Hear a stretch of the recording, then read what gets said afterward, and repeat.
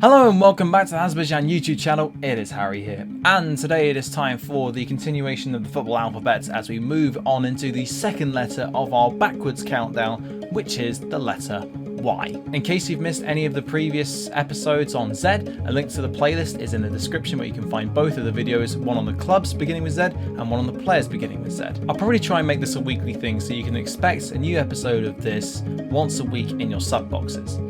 And if it doesn't appear in your sub boxes because you aren't subscribed, then make sure it does by subscribing. Simple as that, really. It literally takes 0.1 seconds to do. The first episode, as per last time, will concern the clubs, with the second episode being on the players whose surnames begin with Y. And of course, just a quick reminder that any prefixes such as FC are disregarded for this video, as otherwise the F video, for example, would be a complete nightmare. Furthermore, national teams are also excluded from this list. Without further ado, let's go into the football alphabet for the clubs beginning with Y. Number 1. BSC Young Boys. Well, the full name of Berna Sports Club Young Boys, but better known by the last two words in their title, Young Boys were founded in 1898 and named themselves in a mimic of the Basel-based team Old Boys. So in case you've ever wondered why they're called Young Boys, that's why. After just 5 years of existence, they were already Swiss champions, but rather peculiarly, their Spitalacker Platz stadium was transformed into a potato field during World War I. They changed their names in 1925 to BSC Young Boys, and they moved into a new stadium called the Wankdorf Stadium. The stadium actually hosted the 1954 World Cup final between Germany and Hungary, which I will probably do a video on at some stage considering how important it was in the grand scheme of things, both historically and in football context as well. The World Cup final itself was during Young Boys' golden era, as they frequently challenged for the top honours and won the league 4 times in a row between 1957 and 1960, reaching the European Cup semis in 1959, the joint best performance by a Swiss club in Europe. Trophies after this, however,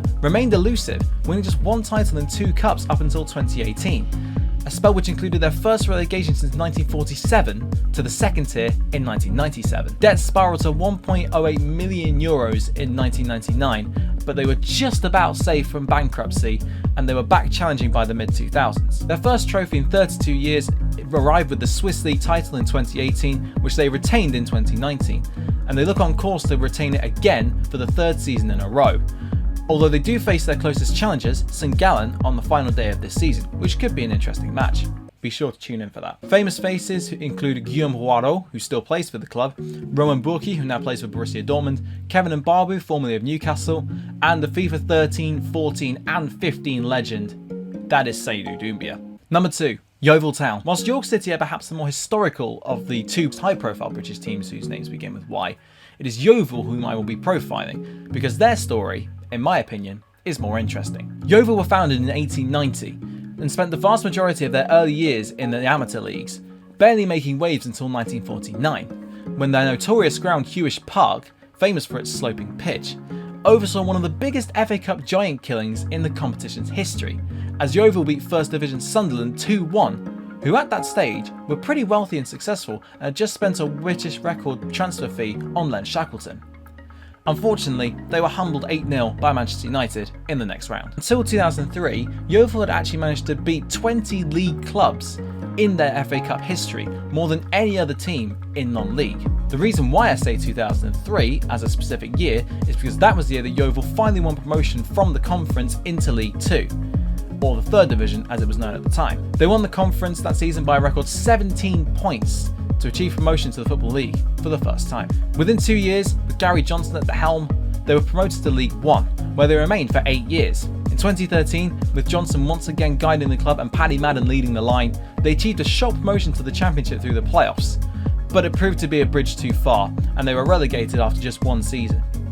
Sadly, their downward spiral continued, and they were relegated again from League 1 the next season, before financial difficulties set in, and they kept their heads above water for about 4 years in League 2 until they finally succumbed to relegation, which had been on the cards for some time, in 2019. They were 4th in the National League when the current season was suspended as a result of the pandemic, unfortunately not getting a chance to go up to the Football League again as a result of the playoffs being cancelled. Number 3. Yeni Malatyaspor. In all honesty, I couldn't quite find out that much about this club, but I've done what I can to provide you with an in-depth history on Yeni Malatyaspor for you lovely people of YouTube. The club was founded in 1986 as Malatya Belediyespor and spent all but 3 of their first 21 seasons in the amateur leagues of Turkish football. They rose to the second tier in that time, but then immediately plummeted down to the depths from which they rose in 2001.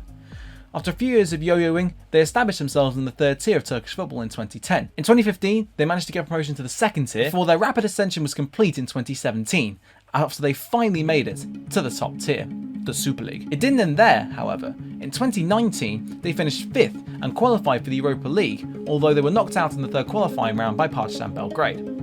Sadly, this season things haven't quite gone to plan, and they find themselves in the relegation zone with one game to play, needing a win to stand any chance of staying up. West Ham fans, if you remember Gürkan Tura, he's playing for this team, so if you ever want to impress your friends or whatever with your football knowledge, there's your shot. Number 4, Yokohama F. Marinos. I hope to cover all of the 6 continents that do actually play football at some point during this series, and not just confine myself to Europe. And this club sees our first trip into Asia in this series, but not the last in this video. It sees us traverse almost the entire continent to find ourselves in Japan, and more specifically Yokohama, with the F. Marinos. Formed in 1972 as the football club for the Nissan Motors enterprise, they almost immediately became a dominant force in Japanese football. During the late 80s, they appointed the first ever professional Japanese football manager in Shu Kamo, and won most of the trophies available to them, forming a part of the J-League's inception in 1991. Indeed, they are the longest serving J-League side currently in the top division. In 1999, they merged with Yokohama Flugels, with the F in their name representing that side of the merger. In their history, they have won 6 Japanese First League titles, 7 Emperor's Cups, which is the equivalent of the FA Cup, 4 Japanese League Cups, and 2 Asian Cup Winners' Cups, which is the equivalent of the European Cup Winners' Cup. In 2014, the City Football Group, which owns New York City FC, Melbourne City, and, most famously of all, Manchester City, amongst others, bought 19.95% of the shares in the football team, meaning that whilst Nissan still remain the majority shareholders in the club, they don't own all of it. The most high-profile alumnus of this club is Shunsuke Nakamura, who most famously played for Celtic and had an incredible free kick proficiency. Number 5, Yambian Thunder. To be honest, this is the only team that I hadn't actually heard of before setting off to research for this video. I also hope that this is the last time this fate will be bestowed upon some team during the course of this series. However, this team also have another distinct quality, potentially, as they are the first team in this series that actually no longer exist. Yambyan Thunder, a club near the Korean border, were founded as Jilin FC in 1955 and enjoyed a rapid rise up the divisions to the very top, and within 10 years of their foundation, they had lifted the top tier of Chinese football's trophy. As a result of the Chinese Revolution, however, they weren't able to defend their title for 7 years, with football put on hold until 1973. They held a historic place in the hearts of Chinese football fans, as they drew upon their high population of Korean people in the city to create their team, alongside the Chinese counterparts, meaning that it was a veritable melting pot of different ethnic origins and identities. They found themselves, in 2001, in the third tier, however, having sold their entire squad to Zhejiang Lucheng, there you go, needing to field their reserve team to start off the season. However, they made it back to the top tier by 2006, but were caught up in a match-fixing scandal in 2013 for a game which occurred in 2006, with their manager being jailed for 3 years as a result of his complicity in it. They changed their name to Yambian Thunder after having a name of Yambian Changbei Tiger beforehand, after Thunder Holdings bought the club, although they were dubbed the poorest club in China despite finishing 9th in the CSL in 2016, which is the top tier of Chinese football. Sadly, after owing £36 million in unpaid taxes in 2019, the club had no choice but to fold. At least they won their last game in existence, so they can take that as some kind of crumb of comfort. But that just about wraps up today's video. Thank you very much for watching. Give it a like if you enjoyed it, comment down below with what you think, and of course subscribe to the channel whilst you are here if you haven't done so already. And until next time, I'll see you then.